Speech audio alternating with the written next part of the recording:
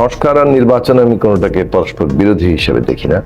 তবে কোন কোন সংস্কার আমরা নির্বাচনের আগেই করতে পারবো, কোনগুলো পরে হবে, এই বিষয়টা আসলে ঠিক আগে থেকেই নির্ধারিত না। ফলে এটা একটা আলাপ আলোচনার মধ্য দিয়ে একটা জায়গায় গিয়ে দাঁড়াবে। এই ক্ষেত্রে আমরা সবসময় বলে এসেছি যে স্টেক হোল্ডারদের মধ্যে একটা ঐক্যমত্যের জায়গা তৈরি করাটাই আমাদের জন্য ভালো, এবং এই চেষ্টাটা করা দরকার। এবং সেই ক্ষেত্রে ধরুন অন্তর্বর্তী সরকার যা বলছে সেইটা তো আমাদেরকে বিবেচনার মধ্যে প্রথমত এবং শেষত ওইটাকেই নিতে হবে। অন্তর্বর্তী সরকার দাবি দেওয়া তো অনেক থাকবে, কিন্তু অন্তর্বর্তী সরকার বলছেন যে 25-এর শেষে এবং অথবা 26-এর শুরুতে নির্বাচন, একটা টাইম লাইন বলেছেন। এখন এই টাইম লাইনটা সুনির্দিষ্ট হবে এবং সেটা করতে গিয়ে আলাপ আলোচনার মধ্য দিয়েই হবে, এবং সেখানে কোন কোন সংস্কারগুলো করা সম্ভব হচ্ছে, ঐক্যমত্য তৈরি হচ্ছে, সেক্ষেত্রে সময়সীমা কি ধরনের লাগছে, ভোটার লিস্ট আছে, নির্বাচনের প্রস্তুতি, সব মিলিয়ে একটা সরকার একটা সময়ের জায়গাটা ঠিক করবেন, এবং সেই দিক থেকে নির্বাচনের টাইমলাইনটা হয়তো সুনির্দিষ্ট হবে। সেই রোড ম্যাপটা জানুয়ারি মাসে একটা ইঙ্গিত দেওয়া হয়েছিল যে রিপোর্টগুলো আসার পরে আলোচনা হবে, তখন হয়তো এটার একটা গাইডলাইন তৈরি হতে পারে।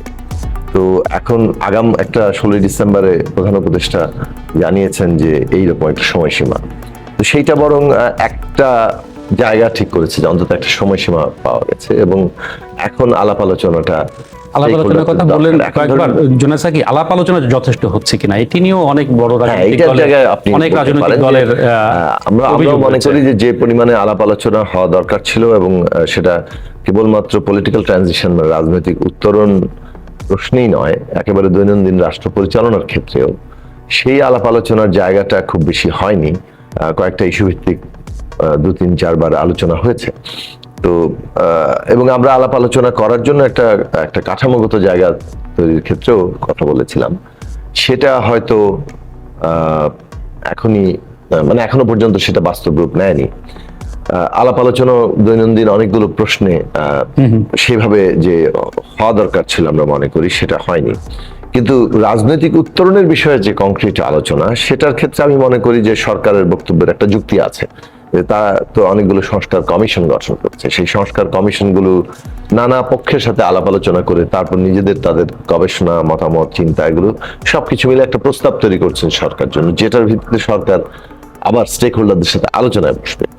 তো সেই দিক থেকে আপনার আলাপ আলোচনা যেটা হওয়ার পলিটিক্যাল ট্রানজিশন নিয়ে, সেটা কিন্তু আসলে ওই রিপোর্ট পাওয়ার পরেই সেটার যৌক্তিকতা অস্বীকার করার উপায় নেই।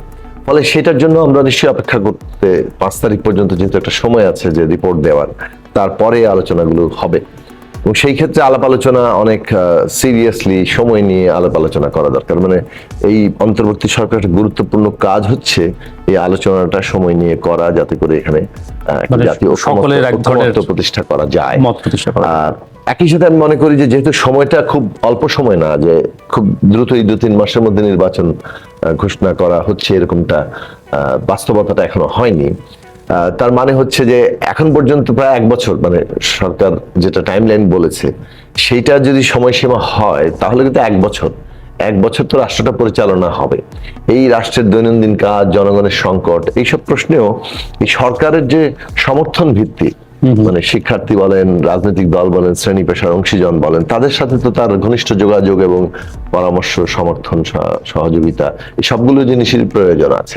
তো সেই জায়গাটা হলে এটা আরো ভালোভাবে কাজ করবে বলে আমরা মনে করি, ওই দিকটা যাওয়া দরকার। আর রাজনীতির ক্ষেত্রে কিন্তু ধরেন গণতান্ত্রিক একটা ব্যবস্থার মধ্যে তো বিভিন্ন রাজনৈতিক পক্ষ, দল আছে, এবং তাদের মধ্যে মত পার্থক্য থাকবে, এবং নতুন মত আসবে, নতুন দল হবে। সেই টানাপোড়েনটা যে এখনো পর্যন্ত আমি মনে করি না যে খুব বড় আকারে একটা ফাটলের জায়গা তৈরি হয়। নিশ্চয়ই সম্ভাবনা রয়েছে কিনা সেটা নিয়ে কথা বলবো। ধন্যবাদ। দেখুন, বিচার, সংস্কার বা নির্বাচন, একটার সঙ্গে আরেকটার তো আসলে কোনো বিরোধ নেই, তিনটাই একসঙ্গে চলতে পারে।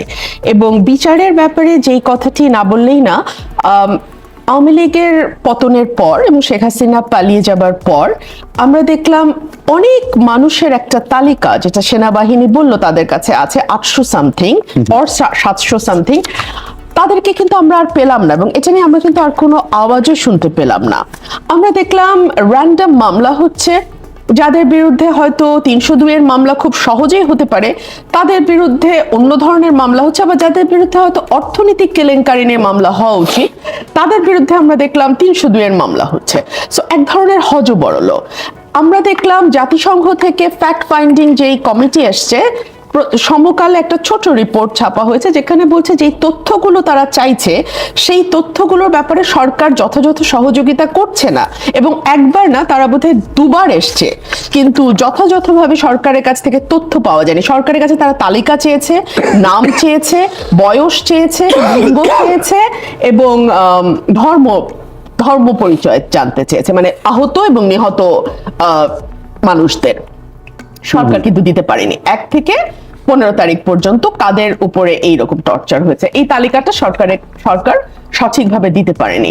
তাহলে কি আমরা ধরে নেব যে সরকারের কোথাও এক ধরনের সদিচ্ছার অভাব আছে, কিংবা সরকার এতটাই ইনএফিশিয়েন্ট যে সরকার আন্তর্জাতিক মানের বিচারের কথা বললেও তারা আসলে সেভাবে ইকুইপড না, বা তারা সেভাবে সেই মানদণ্ডটি বজায় রেখে কাজ করতে পারছে না? না, বিচারের আপনার প্রসঙ্গ স্পষ্ট, কিন্তু বিচারের প্রসঙ্গ কেন এসেছে আমরা দেখেছি যে নাগরিক কমিটির আহ্বায়ক যিনি নাসিরউদ্দিন পাটোয়ারি, তিনি এইভাবে বলেছেন যে আমরা বুলেট ক্রস করেছি, আগামী দিনে যদি ব্যালটের রেভুলেশন মানে নির্বাচন আসে সেটিও মোকাবেলা করতে প্রস্তুত, তবে সেটি বিচারের আগে নয়, বিচার হবে এরপর নির্বাচন। এই জন্যই মানে সকলেই বলেছেন সমান্তরালভাবে সবগুলো চলতে পারে, কিন্তু কোনটি আগে কোনটি পরে, কোনটির মানে অগ্রাধিকার বেশি, আজকে যদি নাসিরউদ্দিন পাটোয়ারি থাকতেন আমার পক্ষে সহজ হতো উত্তর দেয়া। কারণ বিচার বলতে আসলে আপনি কোনটা বোঝাচ্ছেন? এটা কি লোয়ার কোর্টে মামলা ফাইল হওয়া, লোয়ার কোর্ট থেকে রায় পাওয়া, হাইকোর্টে অ্যাপিল করা, নাকি একেবারে চূড়ান্ত অ্যাপিলের ডিভিশন থেকে রায় হয়ে আসা, নাকি তারপরে রিভিউ? মানে শেষ যদি বলেন তাহলে তো আসলে আগামী 30 বছর লাগবে অ্যাপিলের ডিভিশন থেকে মামলা শেষ হয়ে আসতে, সেই পর্যন্ত নির্বাচন বন্ধ থাকবে? নাকি আপনি বলছেন প্রাইমা ফেসি একটা কেস দাঁড় করায়ে সেটা তদন্ত চলা অবস্থায় বা সাক্ষী জেরা চলা অবস্থাতে আমরা একটা নির্বাচনে যাব? কোনটা আমাদের বুঝতে হবে। 1 2 হচ্ছে সংস্কার। সংস্কার তো একটা চলমান প্রক্রিয়া, আপনি কোন কোন সংস্কার করতে চান? হ্যাঁ, কিছু সংস্কার আছে, যেমন আর্থিক খাতে একটা শ্বেতপত্র প্রকাশিত হয়েছে, সেটার ভিত্তিতে ব্যবস্থা নেওয়া শুরু করা এবং সংস্কার কার্যক্রম শুরু করা। আমি যতদূর জানি সালেউদ্দিন সাহেব, যিনি আমাদের অর্থ উপদেষ্টা, তিনি কিন্তু নীরবে কাজ করে যাচ্ছেন, ওনাকে আপনি খুব বেশি মিডিয়াতে পাবেন না, কিন্তু আর্থিক খাতে সম্ভবত সবচেয়ে ভালো কাজ হচ্ছে।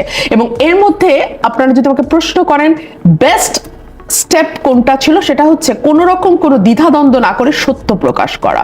আমাদের কাছে ডেটাগুলার কোনো অ্যাকচুয়াল ফিগার ছিল না, ম্যানিপুলেটেড ডেটা দিয়ে আমরা এতদিন চলেছি, যে কারণে আমাদের কাছে জিডিপির প্রবৃদ্ধি, মাথাপিছু আয়, রিজার্ভ সবকিছু নিয়ে আমাদের মধ্যে প্রশ্ন ছিল, ধোঁয়াশা ছিল এবং সঠিক চিত্রটা আমাদের সামনে ছিল না। এই সরকার, হ্যাঁ, বহু অর্থনৈতিক সূচকে তাদের মান কমে গেছে বিকজ তারা সঠিক ডেটাটা নিয়ে আসছে। আমি এই সরকারকে স্যালুট জানাই এই সঠিক ডেটাগুলো আমাদের সামনে নিয়ে আসবার জন্য। সরকার টাকা পাচারের যে ভয়াবহ চিত্রটা আমাদের সামনে নিয়ে আসছে সেটাও কিন্তু সংস্কারেরই একটা অংশ, এবং এটা আমরা জানতে পারছি বলেই আমরা কিন্তু বুঝতে পারছি কোন স্টেপগুলো আমাদের নিতে হবে। কারণ এতদিন তো আমরা অস্বীকার, ডিনায়ালের সংস্কৃতির মধ্যে ছিলাম। মন্দুরিন নিয়ে একটা 1,22,000 কোটি টাকার একটা অদ্ভুত ফিগার, যেখানে কিনা বলা হচ্ছে 5 থেকে 6 লাখ কোটি টাকা একেবারে চোখ বন্ধ করে হবে মন্দুরিন। তো এই জায়গাগুলোতে আমি মনে করি সংস্কার কিন্তু চলছে এবং চলমান। আর নির্বাচন করতে গেলে আপনাকে মোটা দাগে কিছু সংস্কার তো করতে হবে, সেটা হচ্ছে প্রশাসনে, সেটা হচ্ছে নির্বাচন কমিশনে, সেটা হচ্ছে আপনার নির্বাচন ব্যবস্থায় এবং আমাদের বিচার বিভাগে। এই কটা জায়গায় মোটা দাগের সংস্কার না করলে এই প্রশাসন দিয়ে, মানে অ্যাটলিস্ট মানে হাসিনা অ্যাপয়েন্টেড প্রশাসন দিয়ে আপনার পক্ষে ন্যূনতম একটা ভালো ভোট করা সম্ভব না। আর নির্বাচনের আগে নতুন দল তো আসতেই পারে, গঠিত হতেই পারে।